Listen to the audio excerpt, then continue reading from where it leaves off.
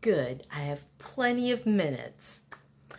Oh, what to talk about? I've been a little rough the last few days. Yeah. Health problems, ones I don't care to discuss.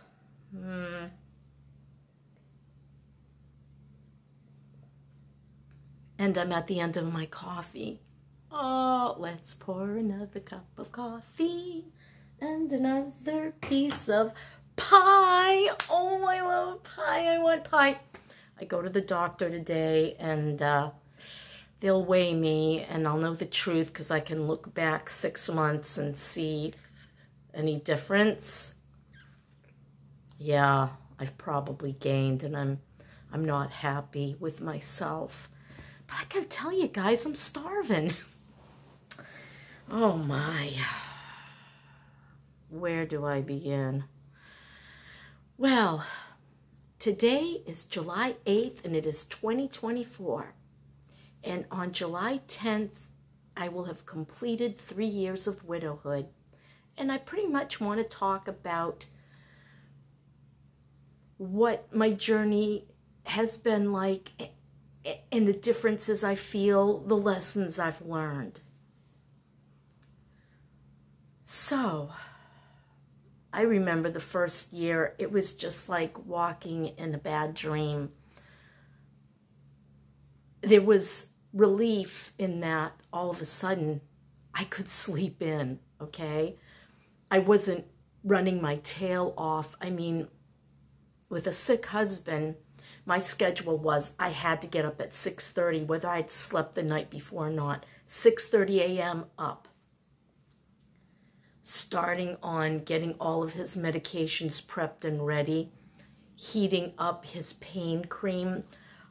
We had a combination of lidocaine and Aspercreme, and I had bought one of those baby lotion warmers because it was very cold on him and he was extremely sensitive to everything. Scents, temperatures. Oh, it was a lot. It was a lot, guys. And then I'd have to start prepping his food because it would take so much at the end because he couldn't swallow well. Everything had to be mush. Kind of like cream soups, you know? I had to cream his eggs. I had to cream his oatmeal. I always put his juice out because he didn't want it too cold because of his temperature sensitivities. And I just would get, everything in place so that he could be as comfortable as possible. How are you comfortable when you can't really breathe? So, yeah, it was a very hard time for me just before he died. And then after he died, there was a great deal of freedom. I could suddenly leave the house when I wanted to because he was so attached to me. He didn't want anyone to care for him. I couldn't hire anyone. I tried, and he was just miserable. And he just wanted me. He didn't even want the kids to help him, though they did a couple times when it was absolutely positively necessary. I refused to stay home for my daughter's college graduation. She was my first and only child to go to college and graduate, and I was going to be there, and I did, and it was a nice rest, and Maggie and Mike tag teamed and cared for Dennis, and he was all right. Hard to believe it was going to be that summer that it would be over. Wow. Anyway, the first year you're just kind of numb, or I was anyway, and I was just like walking through a bad dream. And then the second year, I think I can't even describe it. You could look back in my videos, but there was a lot of crying. There was a lot of sadness, a great deal of loss. It was like, his life is over and gone. And then this last third year, my third year of widowhood that I entered in, I'm just ending now. the reality of being alone the rest of my life hit me like I was smacked across the head with a baseball bat. And the realization that I'm only 66, and my health calculator, you can actually calculate approximately, as long as you don't get some heinous illness, you can calculate how long you will live. And I guess because I made it to 65 without any health problems, all my organs are in excellent condition, except for my spine, which isn't an organ. It's a structural thing. And, yeah. What was I saying? I'm going to talk to my doctor today about dementia. We'll get to that. So yeah, the realization that I may live to 91 or 96. Yeah, I don't wanna. And be alone. We're talking like 30 years alone. I've already done 3 and it ain't fun. It hasn't been totally horrible either. I mean, I see my kids a lot. Dennis he didn't like me to leave very often. And I'd feel very guilty if I did leave. The only time I didn't feel guilty is if I was doing something for him. Grocery shopping, laundry, whatever the case might have been.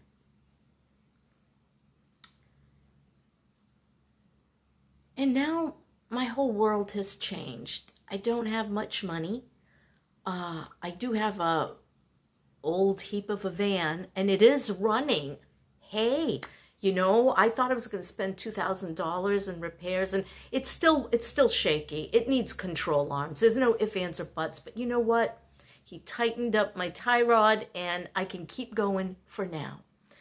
And I don't use it much. My God, I don't think I've used that van in a year and a half. I don't think I've put 3,000 miles on it yet. No. I can't get around much due to my back issues, Caregiving took a terrible toll on my body. 5.5 years of having to do everything myself, take out the trash when, I could barely walk from my back issues. My back just kept going into spasm all the time. I didn't realize that my bones were collapsing because I had no insurance. I had no money. All my money went to my sick husband. I couldn't even see a doctor. I started to at the end because I realized there was a health center that had a sliding scale and it was only $40 to go in, but I couldn't see specialists. I couldn't get testing. I couldn't get imagery done, nothing. I didn't know what was happening to me. It wasn't until my husband died, isn't that awful, and I was able to get Medicaid that I was able to find out what had happened to my back that fateful day that I went walking in Maine to see a waterfall. So what's changed at the end of year 3? Well, I was talking to my oldest, Rachel, and she said, Mom, I don't cry much anymore about Dad. I said, yeah. I says, I have to say the last 6 months, I don't think I've cried at all. I just have accepted it. The acceptance has come. He's gone. No bargaining's going to bring him back. It isn't a nightmare or a bad dream. It's reality. And I've lived with it. I've made it through. Sometimes it's a lonely, lost life. And other times it's such a full and happy life.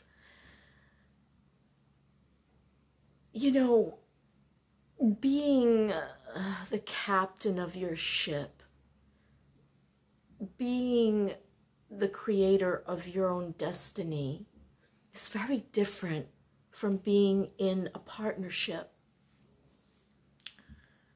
You take full responsibility for where you're at, and how things have gone. Of course, you know, fate, if you want to call it that, has a lot of bearing as to where you might be at in life. I think I would have been a lot wealthier if I didn't have the spine problem, because I'm a person who does and wants to, you know, keep moving forward and keep advancing. But, you know, between the fibromyalgia, the chronic fatigue, the spinal issues, the arthritis, the carpal tunnel, it just, and then I have 2 other issues I don't talk about. I might eventually, but it's extremely personal, and I don't like to talk about it, but oh my God, it affects my life so deeply. So yeah, I'm unable to work. I can barely babysit for the kids anymore. If they have an emergency and they really need me, I'll come in. But honestly, I'd rather not, because I'm doing so badly. I can barely visit with them when I'm in extreme pain. And I noticed that my marijuana use, I have medical marijuana card here in Florida, my marijuana use has gone up to day use as well as before bed. The tramadol does not agree with me, and I can't take it anymore. And unfortunately, the Flexeril is also causing me major, major problems. And, you know, that's pharmaceuticals, guys. They're not safe. They're not good. They're there for the extremes, but I really feel that marijuana for me is a better choice. And I'm very, very grateful that Florida legalized medical, and I certainly hope in November that we can legalize recreational. I have to pay each year. Now, I paid $190 the first visit to the marijuana doctor. They don't do anything. They take down your symptoms, sign you a paper, $190. Every 7 months, $150 for nothing. How you doing? Do you need more? Yes. Click. And then the state gets $75 every year from me. I'm a poor widow, guys. That's a lot of money. We're talking $150, $225 without ever getting any medicine. The medicine's expensive, yeah? Thank God I have a very low threshold where 5 milligrams of THC is more than enough. And then I have to do that some days, not every day, twice a day. Once, I usually wait till the afternoon when I just can't take my misery any longer, and I take 5 milligrams. And then at bedtime, I can't sleep because of the pain. And so I have to take another 5 milligrams. But that's still only 10 milligrams, and not every day do I have to do that, but every night I need the 5 milligrams, or I'm not going to sleep. So, you know, that's part of my widow journey, is trying to deal with my own health issues. And so, you know, today I go to the doctor and I ask for a mobility scooter, and I'm kind of sad about that. I feel defeated. But on the other hand, I'm going to go see a naturopath, a natural practitioner, and we're going to work on, I'd like to really combat this drain on my energy. I found that, and I don't know if it's a placebo effect yet, but taking my B-Stress formula, this stuff seems to be working. This is what's in it. You can look at it. It's made by, what is that, Nature's Way, and it seems to be good. Along with that, I'm taking Carlson D3. I like the Carlson brand. I think it's really good. And then I started taking glucosamine with MSM, and I'm not impressed. I don't feel any difference at all after what has it been, 2 weeks? And I'm not seeing any lesser pains or arthritic symptoms. It's the same, but I'm gonna finish out the month, and you know, plus on the 11th I go to see the naturopath. So going into year 4 is all about Nikki. It's about me and my health and trying to get better. The mourning period seems to be over. I'll always love him. I'll always miss him.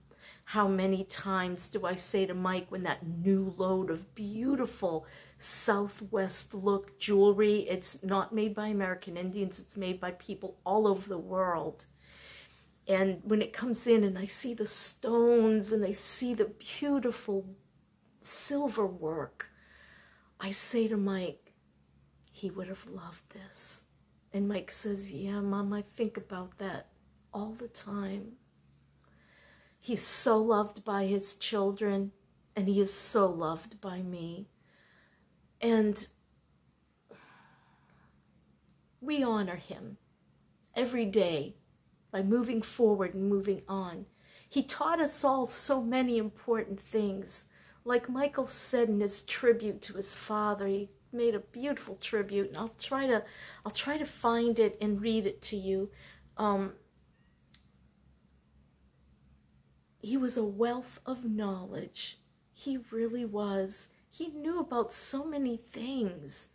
And it, you know, very impressive about him. And I can look back on him fondly now. And yeah, with a little bit of choke up in my chest, you know, because he deserved longer. He deserved more time. But he wasn't given that, and I don't know why. And he loved his family. He wasn't perfect by any means, but he loved us, you know? And I'm not perfect by any means, but I fiercely love my family, you know? And I'm trying every day to be a better person. I think that's something I've learned from death, is make amends. It doesn't matter how wrong your kids were or your friends or whatever. Try to make amends. Tell them you're sorry. That admitting, you know, yeah, you're right. You know, Rachel and I were talking the other day, and she said, Mom, just you're validating that what I said was true made all the difference in the world. Don't deny your wrongdoings. I think that's number one of what I've learned. I watched Dennis apologize humbly to each and every one of his children for what he had done wrong, and he stated it clearly, and he said he was sorry and wanted them to forgive him. So number one I've learned is don't be afraid to say you're sorry. It could mend the bridge. The other thing I've learned is to try to live each day to the fullest if you can. I know a lot of us have health issues, so our fullest might be being able to get the garbage to the chute on that particular day, being able to get to the doctor's office, or, you know, maybe just a trip to the store, which is so exciting for me because I don't get to go often, and I usually want assistance when I go now because it's just really hard to juggle all this alone with so many spinal issues, you know, and so sometimes it's just so much easier than to try to climb into that van to have someone pick me up and take me. But I don't ask because, oh my God, the kids are so busy. Their staff has made some screw-ups, and so now they're like having to hover over them and correct these mistakes. That's businesses, you know. When you're dealing with humans, you're dealing with, you know, things going wrong. Machines can do the same thing, though, can't they? Okay, so what else have I learned? Saying you're sorry. Living each moment like it's your last. Finding a thrill in the little things. surrounding yourself with beautiful things if you can do it. And I got myself into some debt again, and I've just paid it all off. I said, you know what? I need food money. And my payments and the interest were taking half of my food money. And I said, I'm just pulling this out of my savings and I'm paying it down. And I did that. And so now I'm out of debt. I still use my Walmart Plus credit card, my Walmart credit card. I keep account of my food on that one. And I think what I'm going to do is on another credit card, only buy gas. Because when I do babysit, I can't take money for it, but I am going to ask for reimbursement of my gas, which, you know, I'm not making any extra. I'm just getting back what I had to use. So there's that.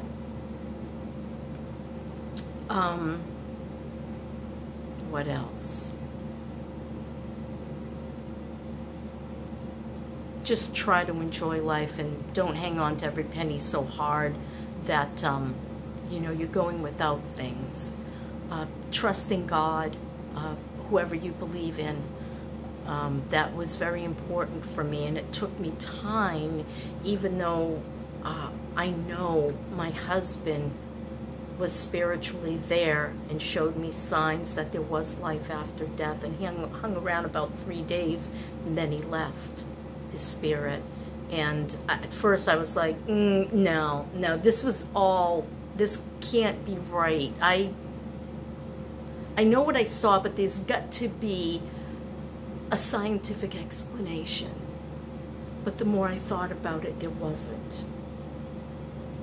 And I had asked my late husband, if there's any way you can show me that there is life after death, would you please show me?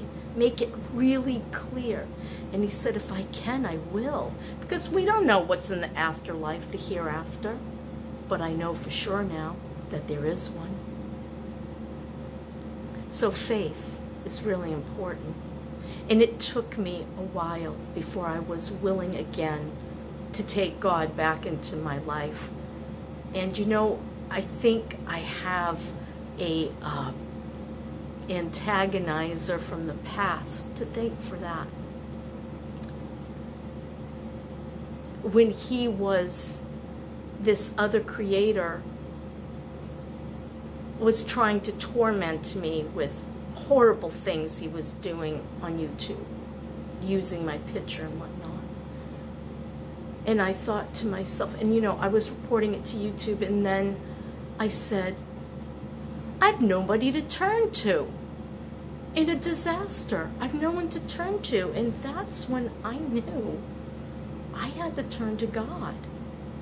There is no one else on this earth, not even your kids that you could depend on for everything. Now, yeah, sure, I could call Michael, he'd come running over, Denny would, Maggie would, Bonnie would probably come from her place out west, and Rachel would come in a heartbeat from Texas, bless her soul. She suffers more than I do with ailments. But I needed a really strong connection. And I connected to the God of my fathers, the God of my understanding. And it's made all the difference, guys. It's made all the difference. And now it's going to be year 4. And I want to get all my photos out and have another look at my life with Dennis, my children. I think the hardest thing to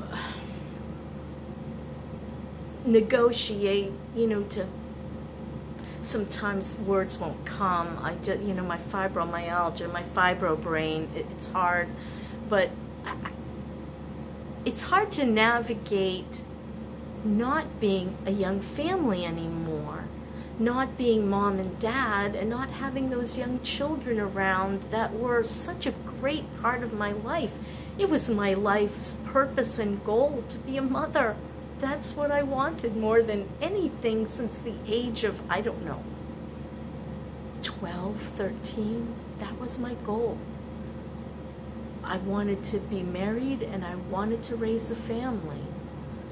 And I got to achieve those things, and I didn't do it perfect. I don't even know if I did it well.